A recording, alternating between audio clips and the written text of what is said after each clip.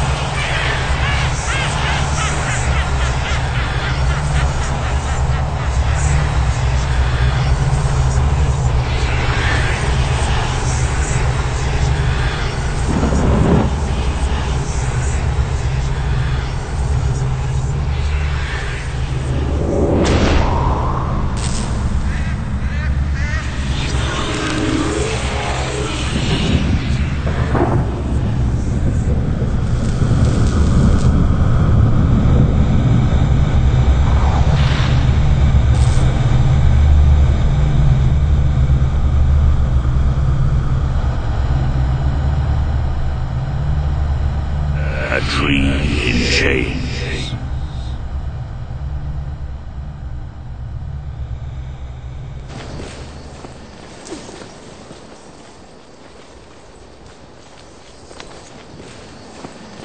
Alton itself obviously is a very small village, and it was owned and run by the 14th, 15th, 16th Earl. And basically, if you lived in the village, then you worked on the estate.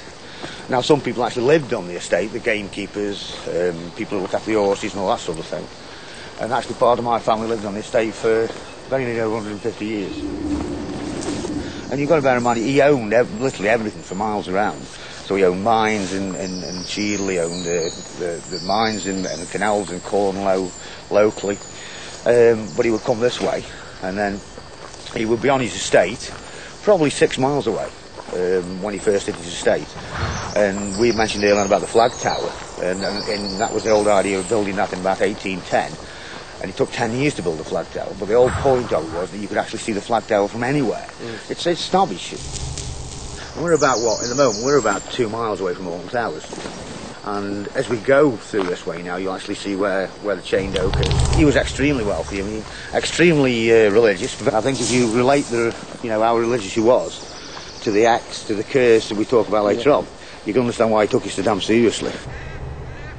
I mean, obviously, you've got the chained oak, you've got proof that something went drastically wrong at the end of the day. You would not chain a tree that size up if something wasn't, wrong. Was it a gypsy or was it a witch? Was it a witch or was it an old woman? And the legend itself, as I say, has been in the village for hundreds of years. I wouldn't be very old when I first heard about the legend, and as a child and everything else, it's a ghost story. It's a thing that they've got it wrong. It doesn't exist. And then basically, what would you be, sort of 12, 13, when we actually saw the tree, and it comes to an horrendous shock to actually see that the damn thing exists, and it's spooky. Here we are. This is it. I mean, this is a tree that's chained up and still here to this day. You won't get many locals climbing the steps. You certainly won't get many locals, coming down here after dusk and going anywhere near that tree. This is where they would have stopped. This is exactly where, it would have all happened. This is where the witch or the gypsy, this is, what would have made the curse. This is the evidence behind us. You can see the tree right behind us all chained up. It's been chained up for over 180 years. If they open the vault, the meddling and things they don't understand.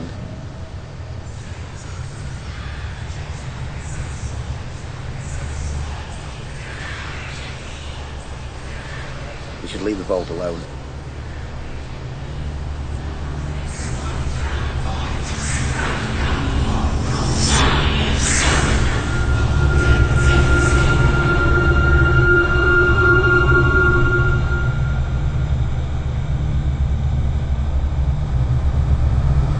A house falling.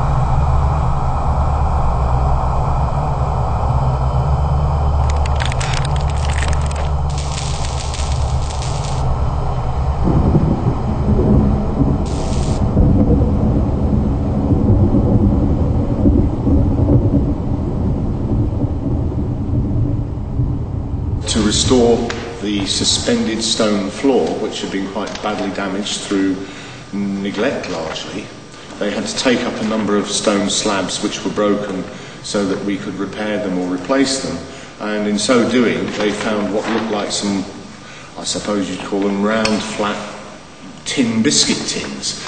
They put them to one side, just being builders, possibly with a view to opening them up during their break, but we still had the archaeologists on site, and they recognised them, or they thought they recognised what they may be, so they relieved them, sent them along to a laboratory where they were opened under laboratory conditions, and they found undeveloped Victorian film, and it was very, very carefully treated and developed, and hey presto, we have the film of the oak tree being chained, which up until that time to many of us was little more than just a legend, but there was the evidence.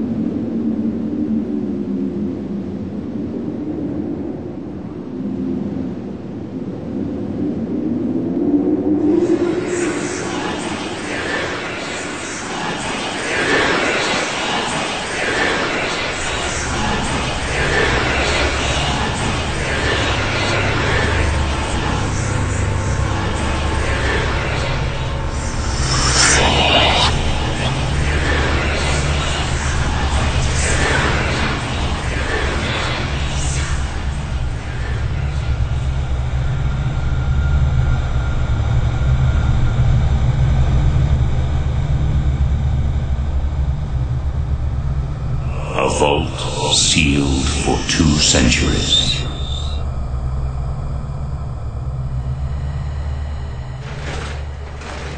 We started restoration work in the towers, and it was during that period that a number of old artefacts were found, including an old bookcase. That was moved using very traditional archaeological methods, but what we found behind was in fact clearly an archway which had been bricked up. Why was it there? Because all of our research, as these surveys show, there was nothing behind there. There never was anything behind there. So you just looked at it and you could see there's an arch, there's a head, there's the jamb, but it had been bricked up.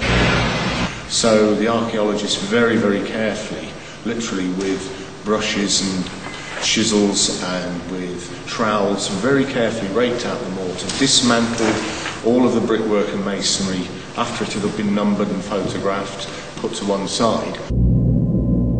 We were getting a feel, after we moved the first few bricks, we knew there was something behind there that we weren't expecting. And then we found the tunnel behind it.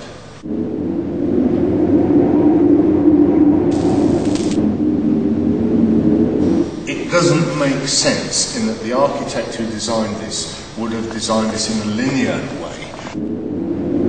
There should be a star shape.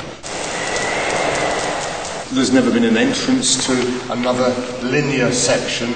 There has never been any evidence from the outside. There have been a number of staff who, whether they're from my building team, who have felt cold drafts, who felt moisture, condensation on their hands, equipment malfunctioning.